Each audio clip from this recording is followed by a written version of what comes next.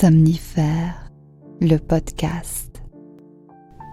Bonsoir à toutes et à tous, nous sommes le dimanche 9 octobre et Somnifère vous propose ce soir de refermer ce week-end avec l'histoire d'un goujat grossier et indélicat qui va recevoir une bonne leçon de dignité.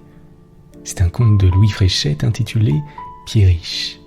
Et juste avant cela, on se détend et on fait le calme ce soir avec une séance de relaxation sous la forme d'une courte méditation.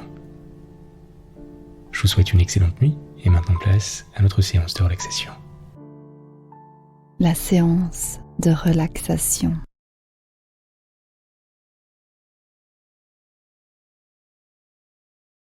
Mettez-vous à l'aise dans la position que vous souhaitez. Et quand vous êtes prêt, fermez les yeux. On va commencer par prendre une longue inspiration et on laisse aller toutes les préoccupations de la journée à l'expire.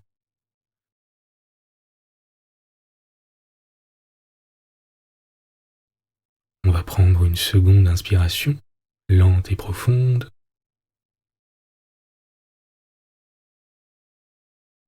Et on laisse aller tout le stress et les tensions accumulées à l'expire.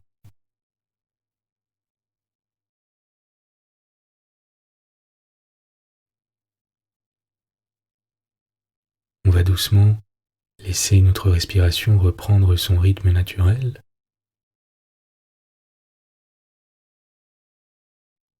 Devenir légère et calme. Et simplement suivre ces mouvements pendant quelques instants.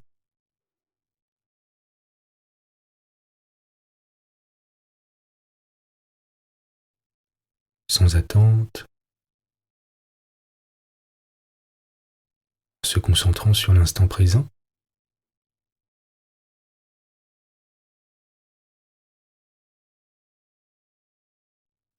À chaque inspiration et à chaque expiration.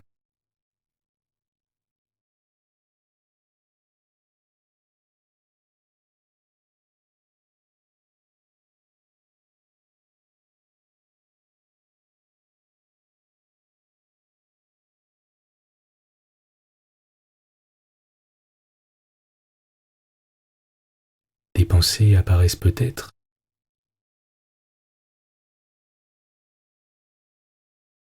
Essayez de les observer sans attache.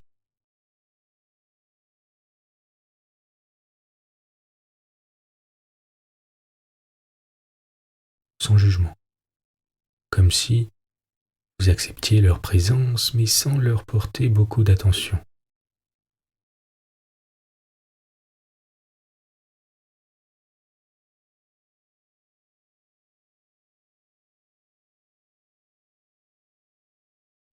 Et recentrez doucement votre attention sur votre respiration. En laissant ces pensées se disperser un peu plus à chaque expire.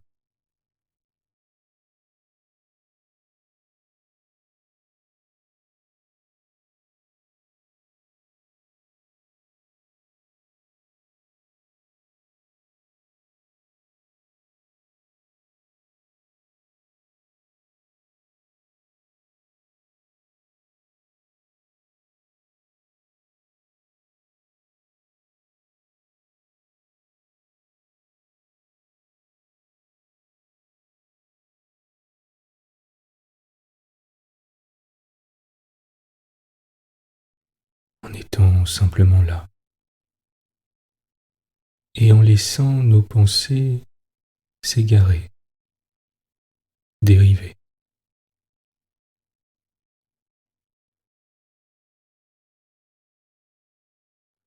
Et lentement se disperser.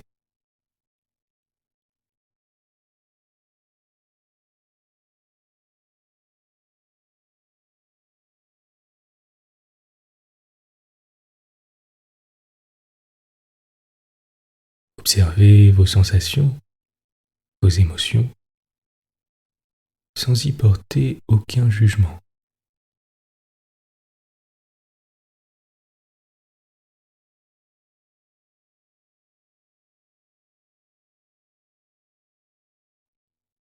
Soyez attentif à votre position sur le matelas.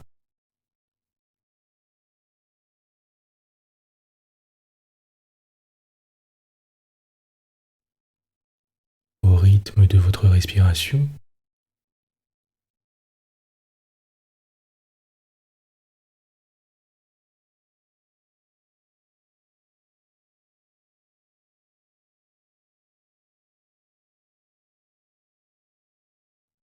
À votre température.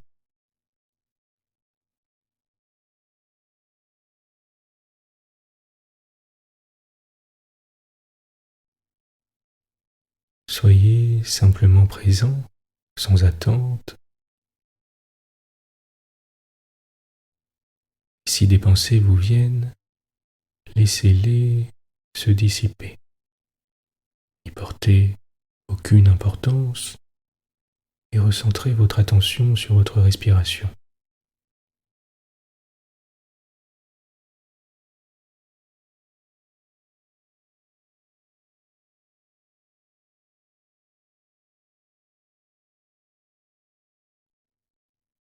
Sur votre ventre qui monte et qui descend.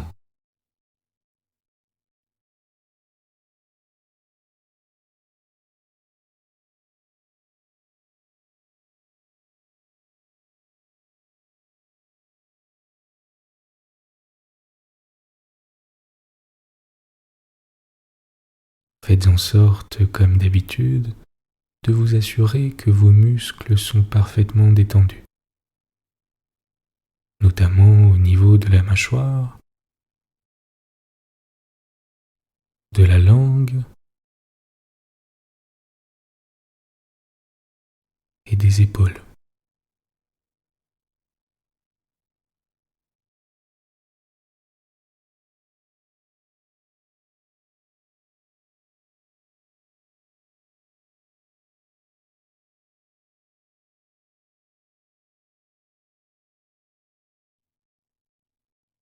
Vous êtes calme et détendu.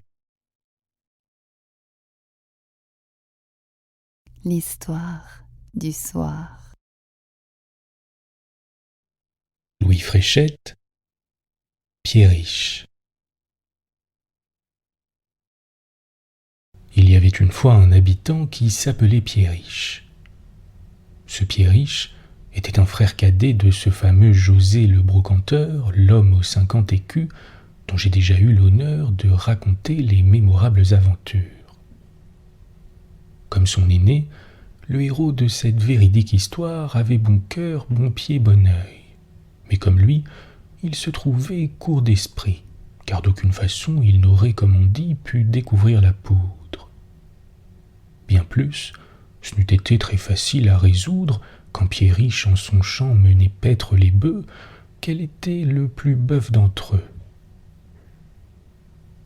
Grâce à ces malencontreuses spéculations, José le brocanteur avait été contraint de demeurer éternellement célibataire. Pierriche, au contraire, qui n'avait aucunement le génie du commerce, avait rencontré de bonne heure un cœur qui répondit au sien. Après une cour assidue de 5 ans, 9 mois et 28 jours, il avait juré au pied des autels une inviolable fidélité à Marie Madelon, Madeleine ou Madelinette, car c'est ainsi qu'il appelait tour à tour sa chère femme, suivant que le baromètre de son humeur était au beau fixe, au variable ou à l'orage. Ses époux champêtres avaient choisi pour résidence une chaumière perchée sur une butte, un espèce de nid rustique presque enfoui sous le feuillage épais d'arbres de toute venue qui se mirait dans l'onde transparente d'une petite rivière bien capricieuse. La petite rivière coulait tout exprès au pied de la butte pour désaltérer Pierriche et Madelon et leurs enfants, car j'ai oublié de dire que Pierriche était père de famille. À l'époque où commence cette histoire, il avait 4 enfants, dont un au berceau, plus une vache qui lui donnait du lait, du beurre et un veau chaque printemps, plus une paire de bœufs pour labourer son champ, un goret en bas âge, et enfin, puisqu'un historien fidèle ne doit omettre aucun détail, 2 oies et un jard, et quelques volailles. c'était une singulière patte d'homme que Pierriche. Quelqu'un qui ne l'aurait pas vu à son foyer domestique aurait juré qu'il était la crème des maris présents, passés et futurs. Sous sa rude et grossière enveloppe, il avait en effet tant de tendresse pour ses enfants. Il disait si souvent à qui voulait l'entendre que sa femme Madelinette était la perle des femmes. En un mot, il paraissait si bien s'acquitter de tous ses devoirs que Pierriche, tout pauvre qu'il fût, était réputé le plus heureux mortel du canton, et de bien loin. Mais hélas, 3 fois hélas, toute cette félicité n'était qu'extérieure, et le proverbe qui dit « il ne faut pas trop juger sur les apparences » a 1000 fois raison. Pierriche, le bon Pierriche, l'excellent Pierriche, le modèle du canton et de bien loin, avait un défaut, un gros défaut, un des plus affreux défauts qui puissent obscurcir le ciel conjugal. Pierriche était grognon, et son humeur grognonne le rendait naturellement querelleur et tracassier. Dans les mauvais jours d'automne, alors que les chemins sont boueux, défoncés, pleins d'ornières et de chaos, Pierriche avait-il le malheur de rentrer chez lui mouillé jusqu'aux os et éreinté. Eh bien, il avait à peine mené ses animaux à l'étable et débarrassé ses épaules humides de son lourd capot qu'il répondait en grognant, en grommelant à Madelon qui lui faisait d'affectueux reproches sur le peu de soin qu'il prenait de sa santé. « Oui, tu l'as dit, j'aurais dû laisser ma charge et mes bœufs dans les cahots, hein, Madelon. Apparemment, tu aurais été les en retirer, toi. Tiens, ne dis plus rien, ça te va mieux, bien mieux. Les femmes, si c'est bon à quelque chose, ce n'est pas bon à grand-chose. Un homme fait 10 fois plus de besogne qu'aucune d'elles dans une journée. » L'hiver, quand les jours sont si courts et les tempêtes de neige parfois si redoutables, Pierriche venait-il à s'attarder à bûcher dans le bois. Madelon comptait les minutes avec inquiétude. À chaque instant, elle allait interroger le chemin, prêtant l'oreille au moindre bruit qui annonça l'arrivée du retardataire. Et si l'époux la surprenait ainsi, au lieu de lui savoir gré de ce témoignage de tendresse, il reprenait de sa voix la plus grognonne. « Tiens, Madelon, je gage bien que tu me croyais perdu. Bientôt, pour te faire plaisir, il faudra sans doute que je laisse les arbres se bûcher et les souches s'arracher tout seuls. À moins que tu n'aies l'envie d'y aller toi-même. Ma bonne vérité, je crois que tu en ferais du propre. Ah, les femmes, ne m'en parlez pas, un homme fait 10 fois plus de besogne qu'aucune d'elles dans une journée. » Bref, hiver comme été, printemps comme automne, Pierriche, le bon Pierriche, l'excellent Pierriche, le modèle du canton et de bien loin, chantait toujours la même gamme, rien que la même gamme, à propos de tout et à propos de rien. Que voulez-vous ?